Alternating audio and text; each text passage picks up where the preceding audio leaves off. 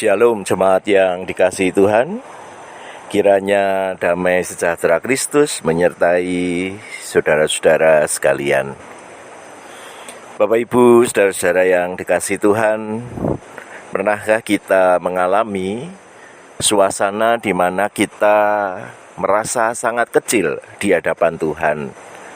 Merasa diri ini hanya seperti sebuah titik dalam keagungan langit, bumi, dan segala isinya. Biasanya hal itu terjadi kalau kita berada di alam bebas dan bisa melihat dengan leluasa pemandangan yang terbentang di sekitar kita.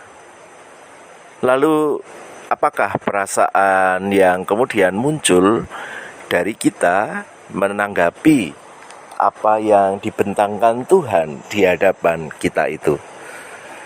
Apa yang kemudian muncul dari dalam diri kita sebagai bentuk kesediaan kita melihat tangan Tuhan yang berkarya dalam kehidupan kita.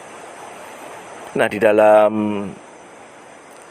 kehidupan Daud sebagai seorang pemazmur, di dalam Mazmur pasal yang ke-8, Daud pun bisa melihat kemahakuasaan Tuhan dan kemudian juga berefleksi akan dirinya sendiri yang kecil di hadapan Tuhan. Tetapi ada hal yang menarik yang ternyata Tuhan berikan di dalam kehidupan manusia yang kecil dan lemah itu. Mazmur 8 mulai ayat yang kedua dikatakan demikian. Ya Tuhan, Tuhan kami, betapa mulia nama-Mu di seluruh bumi. Keagungan-Mu yang mengatasi langit dinyanyikan.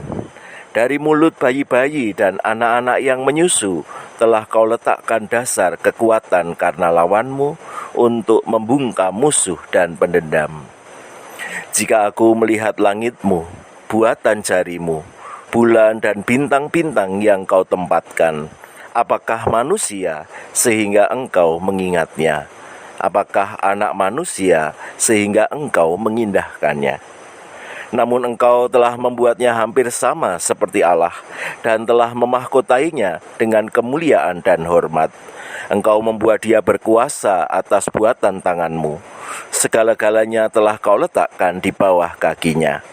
Kambing, domba, dan lembu sapi sekalian, juga binatang-binatang di padang, burung-burung di udara dan ikan-ikan di laut, dan apa yang melintasi arus lautan.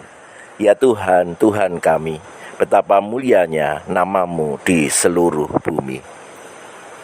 Dari Mazmur pasal yang ke-8 ini, kita bersama-sama melihat refleksi dari Daud di mana dia merasakan walaupun dia kecil di hadapan Tuhan, tetapi ada kepercayaan yang Tuhan berikan kepada manusia yang lemah itu. Tuhanlah yang kemudian memberikan kuasa untuk mengelola apa yang menjadi karya Tuhan bagi dunia ini. Manusia memiliki akal budi yang lebih daripada binatang. Sehingga dengan akal budi itu, manusia bisa melakukan banyak hal untuk merawat bumi dan segala isinya. Mengelola bagaimana tumbuh-tumbuhan bisa dibudidayakan, binatang-binatang juga bisa diternakkan, dan lain sebagainya.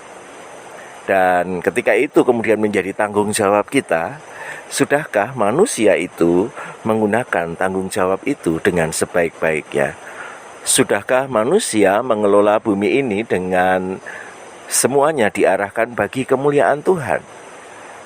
Memang di dalam kenyataan kita seringkali melihat bahwa kerakusan manusia justru seringkali membuat bumi ini dieksploitasi, diambil habis-habisan sumber dayanya, dan manusia kurang bertanggung jawab atas langit, bumi, dan segala isinya yang diciptakan oleh Tuhan.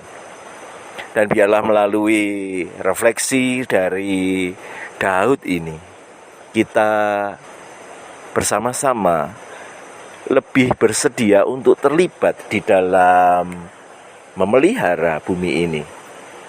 Bahwa kita manusia yang lemah di hadapan Tuhan, manusia yang kecil kalau diperhadapkan dengan semesta ini, tetapi kita punya bagian yang bisa kita lakukan untuk mendukung pemeliharaan atas ciptaan Tuhan ini.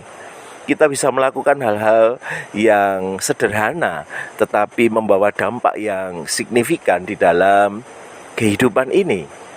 Misalnya ketika kita bersedia menanam tanaman di lahan-lahan yang kosong di sekitar kita, sehingga oksigen lebih tersedia bagi bumi ini. Kemudian memilah sampah sedemikian sehingga sampah organik bisa dikelola lagi, sampah yang lain juga kemudian bisa didaur ulang, meringankan beban bumi untuk memprosesnya dan lain sebagainya. Ada banyak hal-hal sederhana yang bisa kita lakukan, dan itu menjadi bentuk ucapan syukur kita karena Tuhan sudah mempercayakan langit, bumi, dan segala isinya ini di dalam tanggung jawab manusia yang sebenarnya kecil dan lemah di hadapan Tuhan. Kiranya Tuhan memampukan kita semua. Amin.